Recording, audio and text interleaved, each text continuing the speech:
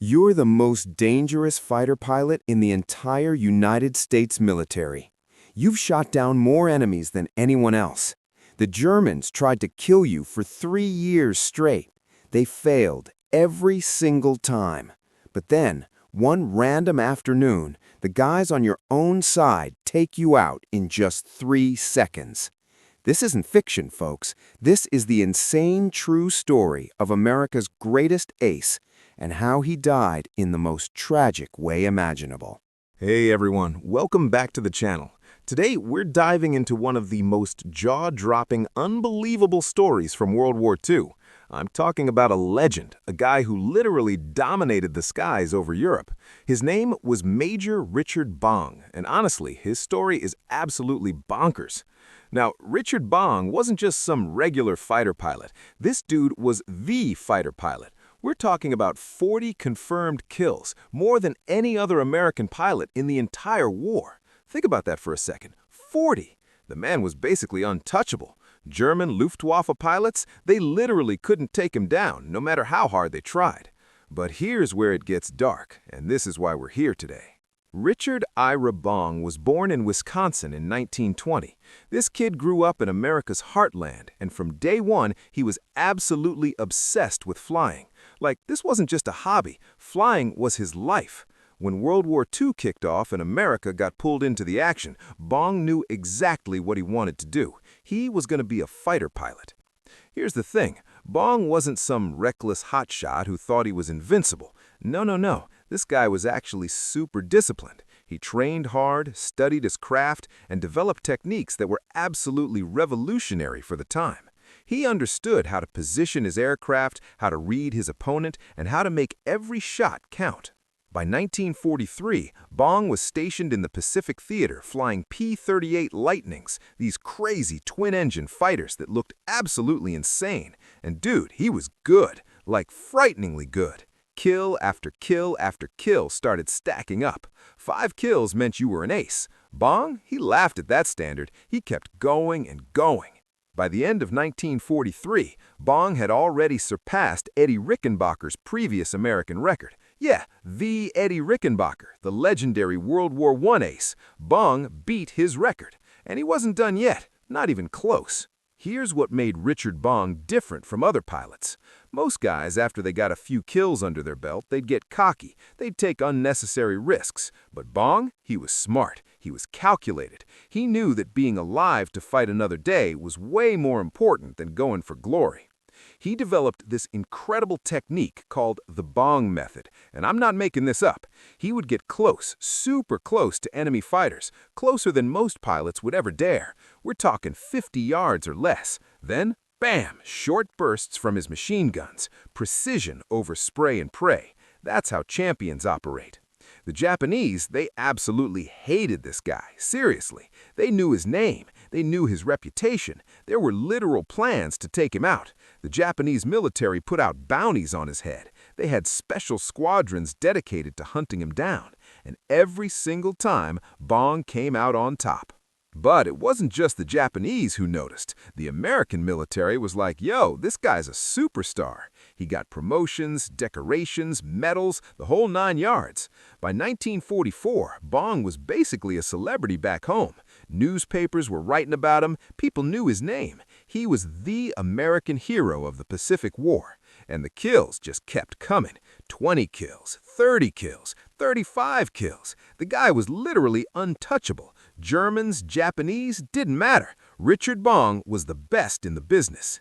By 1944, Bong had become such a massive legend that the military made a decision: bring him home.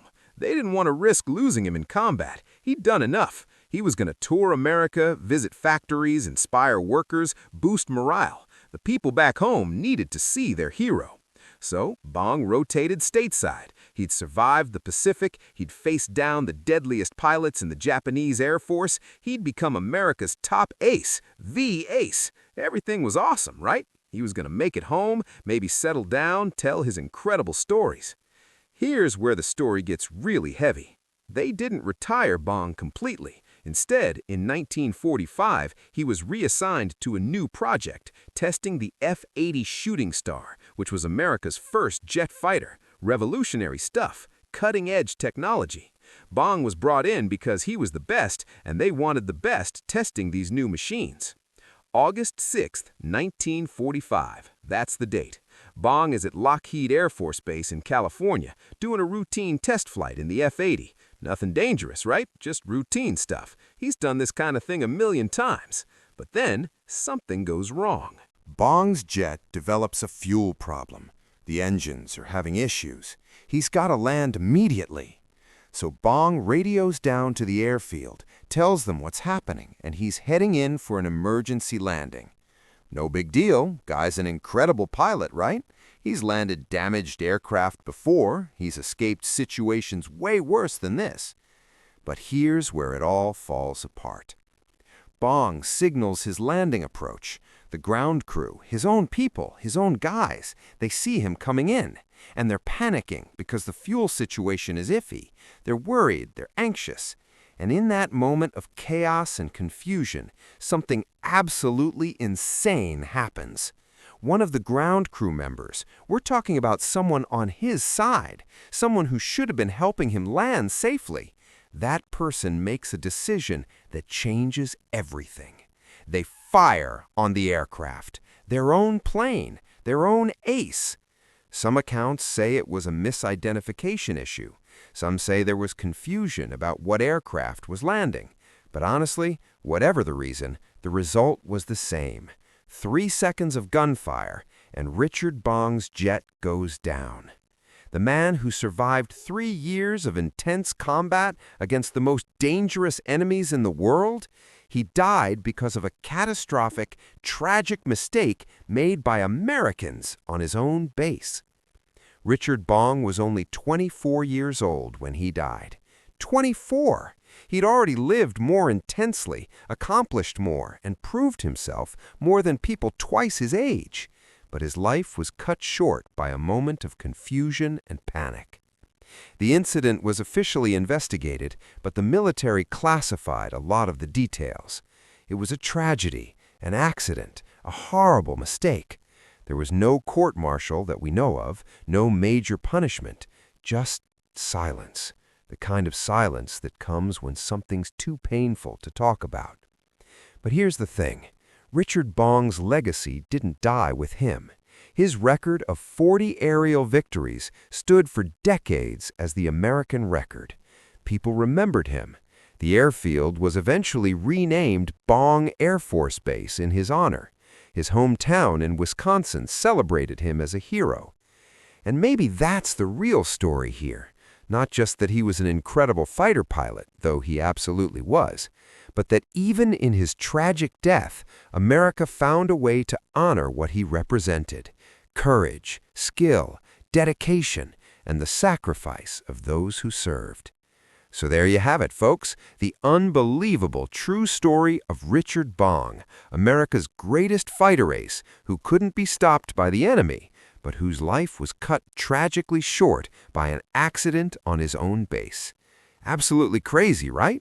If you loved this story and want to hear more insane historical facts that'll absolutely blow your mind, smash that subscribe button right now. Turn on those notifications so you never miss an upload.